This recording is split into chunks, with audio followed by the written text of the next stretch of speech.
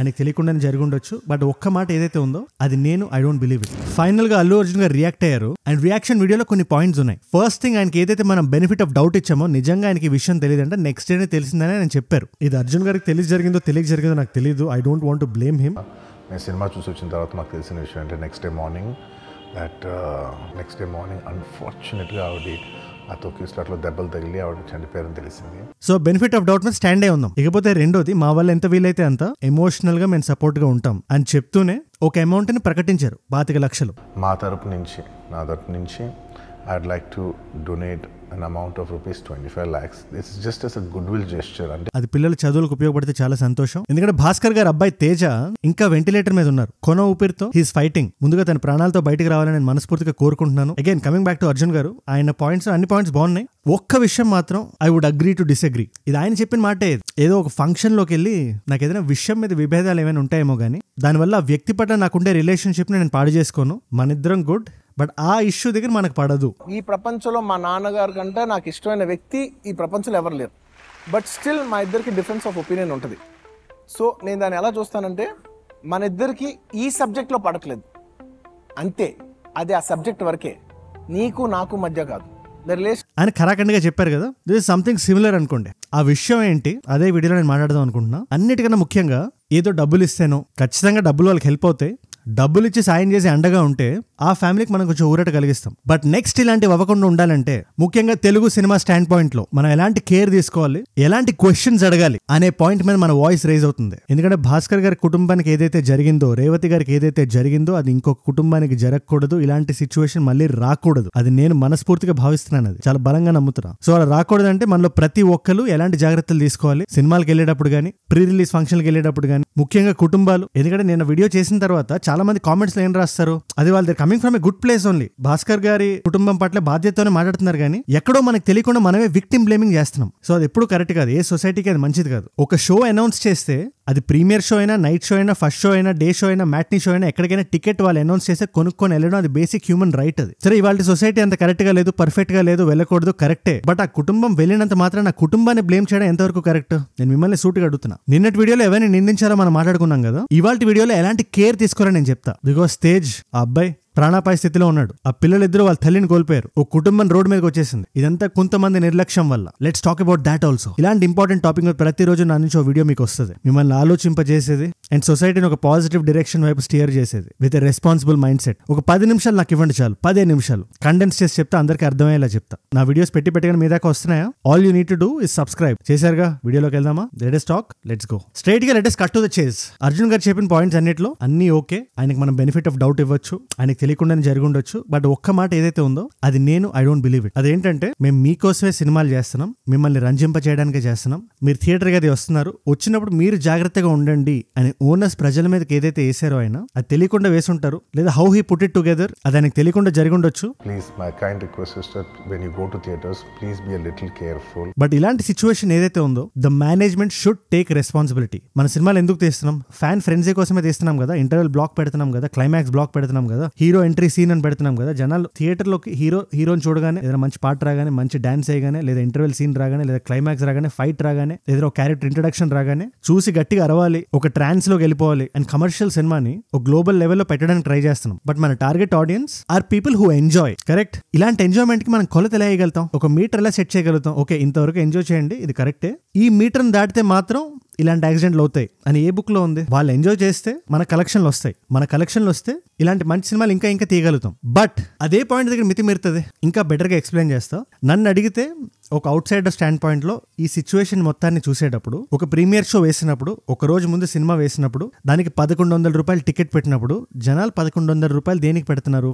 ఒక చిన్న theme park analogy తీసుకుందాం. Recently I visited Universal Studios LAలో. అక్కడ చాలా వరకు rides they are directed at giving us an experience. అది డేంజరస్. మనకు తెలిసే దానికి టికెట్ కట్టి ఆ రైడ్ లో కూర్చుంటున్నాం, రైట్? బట్ మనకి ఎక్కడో ఏం నమ్మకం ఉంటది? ఈ ఆర్గనైజేషన్ వాళ్ళు నేను ఆ సీట్ మీద కూర్చున్నప్పుడు, అది కిందకి పైకి వెళ్తున్నప్పుడు నాకు ఒక అడ్రినలిన్ రష్ వస్తుందేమో గానీ నా ప్రాణాలకు ఎటువంటి ప్రాబ్లం ఉండదు అని వాళ్ళ మీద ఒక నమ్మకంతో లోపలికి వెళ్తున్నా. ఇక్కడ జనాలు కూడా వేలకు వేల జనాలు లోపలికి వచ్చినా కూడా, అందరూ గట్టిగా అరిచినా కూడా, స్క్రీన్ మీదకి అర్జున్ గారు వస్తే పేపర్లు ఎగరేసినా కూడా, చెవులకు చిల్లులు పడినా కూడా ప్రాణాలకు ఏం కాదు అని ఒక చిన్న నమ్మకంతో వస్తారు. ఈ రెండు ప్యారలల్స్ లో తీసుకుందాం. I know they are not same but similar. ఇక్కడ రిస్క్ ఫ్యాక్టర్ కింద పడిపోవడం అయితే, ఇక్కడ రిస్క్ ఫ్యాక్టర్ జనాల మధ్యలో ఏమీ కాకపోవడం. మరి ఇలాంటప్పుడు ఏదో ఒక రైడ్ లో, హ్యారీ పాటర్ రైడ్ అనుకుందాం, ఆ రైడ్ నాకు చాలా బాగా నచ్చింది కాబట్టి చెప్తున్నా, ఆ మెషిన్ నుంచి ఎవరైనా కింద పడిపోతే యూనివర్సల్ మేనేజ్మెంట్ వచ్చి ప్లీజ్ కొంచెం జాగ్రత్తగా ఉండండి, ఇలాంటివి అవ్వకుండా చూసుకోండి అంటే మనం ఎలా ఫీల్ అవుతాం? నాకు అది ఒక్కటే అలా అనిపించింది. నిజాన్ని చాలా నిర్భయంగా నిర్మోహమాటంగా చెప్పాలి. ఇది ఖచ్చితంగా ఎవరైతే ఆర్గనైజ్ చేశారో, ఎటువంటి గ్యాదరింగ్ ఉన్నా, అది ప్రీ రిలీజ్ ఫంక్షన్ అయినా, ప్రీమియర్ షో అయినా, బెనిఫిట్ షో అయినా, ఏదైనా ఏ షో అయినా కూడా హెవీ క్రౌడ్స్ వచ్చినప్పుడు ఆ క్రౌడ్స్ ని మేనేజ్ చేసే ఓనర్స్ ఏదైతే ఉందో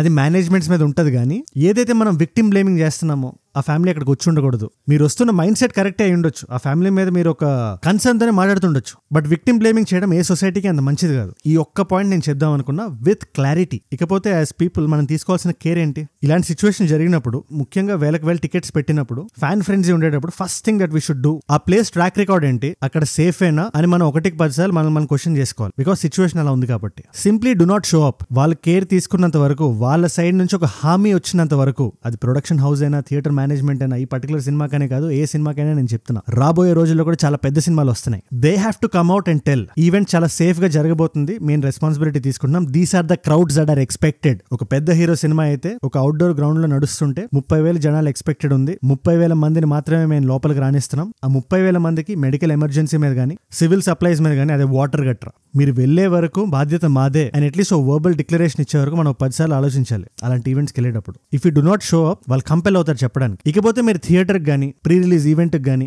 ఎక్కడికైనా వెళ్ళి మీరు అక్కడ ఏదైనా బ్యాడ్ ఎక్స్పీరియన్స్ ఎదుర్కొంటే, అది చిన్నదైనా అయి ఉండొచ్చు, పెద్దదైనా అయి ఉండొచ్చు, క్రౌడ్స్ ఉండే దగ్గర వాళ్ళు సరిగ్గా మేనేజ్ చేయలేకపోతే పిటిషన్స్ పెట్టండి, గవర్నమెంట్కి లెటర్స్ రాయండి. మనం ఉండేది డెమోక్రటిక్ సొసైటీలో. ఈ నేల మనం ఏదైతే బతుకుతున్నామో అదొక ఫెడరల్ స్ట్రక్చర్ మీద బిల్డ్ అయింది. So use your rights. ఎక్కువ మంది మాట్లాడితే నీ గలానికి పవర్ ఉంటుంది. లుక్ ఎట్ ఆ డిస్ట్రిబ్యూషన్. మన డిస్ట్రిబ్యూషన్ ఎందుకు పవర్ ఉంది? నేను ఎందుకు ఇంత రెస్పాన్సిబుల్ గా మాట్లాడుతున్నా? ఇట్స్ బికాస్ ఈ వీడియోస్ చాలా మందికి రీచ్ అవుతున్నాయి. ఒక మాట ఇటు అటు ఉండకూడదు. సో మీ గొంతు ఏదైతే ఉందో దానికి వాల్యూ ఇవ్వండి. ఇప్పుడు నేను ఏదైతే ఇది చేస్తున్నానో this is a small form of that, ఒక మైన్యూట్ పార్ట్ అనుకోండి, బట్ ప్రతి వాళ్ళు వాళ్ళ సైడ్ నుంచి అది చేస్తే ఖచ్చితంగా చాలా మంచిది. అది ఇక్కడ హ్యూమన్ లాస్ అయింది కూడా చెప్తున్నా. ఫైనల్ గా సినిమా ఇచ్చే ఎక్స్పీరియన్స్ ని, ఏదైతే యుఫోరియా ఉందో అది నేను కూడా ఎంజాయ్ చేసి వచ్చిన వాడినే, నా 10th క్లాస్లో కానీ, ఇంటర్మీడియట్లో కానీ, కాలేజ్ టైంలో కానీ. సో దాని వాల్యూ అంటే నాకు తెలుసు, దాన్ని మనం ప్రిజర్వ్ చేసుకోవాలి. ఆ భయంతోనే ఇలా మాట్లాడుతున్నా అంతే, అంతకుమించి ఏం లేదు. మన దగ్గర ఏదైతే కల్చర్ ఉందో, తెలుగు సినిమా ఫ్యాన్ ఫ్రెండ్సీ కల్చర్, అది చాలా యూనిక్ కల్చర్.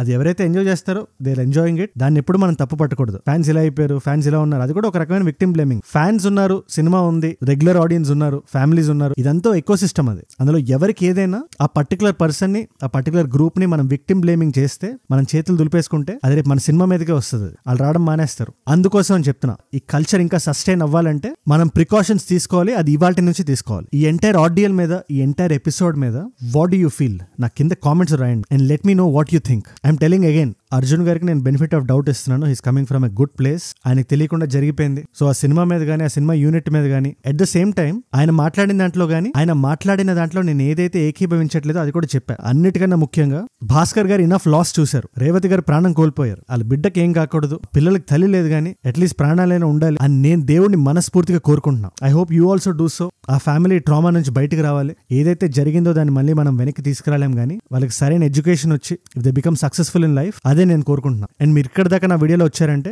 నా వీడియోస్ మిమ్మల్ని లాక్కట్టుకుంటున్నాయి అండ్ ఒక వాల్యూ పొందుతున్నారు. Thank you so much for that. ఇంత రెస్పాన్సిబుల్ గా నేను మాట్లాడడానికి మీరే కారణం. నేను రోజు ప్రాణం పెట్టి పనిచేయడానికి మీరే కారణం. నా నుంచి ఒక వీడియో నేను బయట దేశాల్లో ఉన్నా కూడా మీ దాకా ఆన్ టైం రీచ్ అయ్యేలా చూస్తున్నాను. వీడియో పెట్టగానే మీ దాకా రావాలంటే కింద కనబడే సబ్స్క్రైబ్ బటన్ నొక్కి పెట్టుకోండి. And if you want to connect with me, ఏదైనా వీడియో ఐడియా ఇవ్వాలనుకున్నా, ఏదైనా జరిగింది చెప్దాం అనుకున్నా, apart from comments Ajay from ఏజోడ్ అని కొట్టండి. ఇన్స్టాగ్రామ్ లో అజయ్ ఫ్రమ్ ఏజోడ్ 1+ మిలియన్ ఫాలోవర్స్ ఉంటారు. You should be able to find me. అక్కడ కనెక్ట్ అవుదాం అనుకున్నా రండి. అండ్ 2 వీడియోస్ పెడుతున్నాను. If you want to continue the streak of watching ఈ సంధ్య థియేటర్ ఇన్సిడెంట్, ఇక్కడ ఏం జరిగింది, వాట్ యాక్చువల్లీ హ్యాపెండ్, నేను క్లియర్గా ఎక్స్ప్లెయిన్ చేసి ఒక పర్టికులర్ వీడియో చేశాను. ఆ వీడియో ఇక్కడ ఉంది.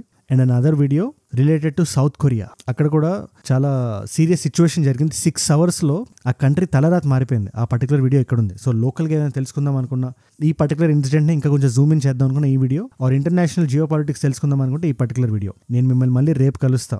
మనందరం కలిసి పెరగాలి, కలిసి ఎదగాలి.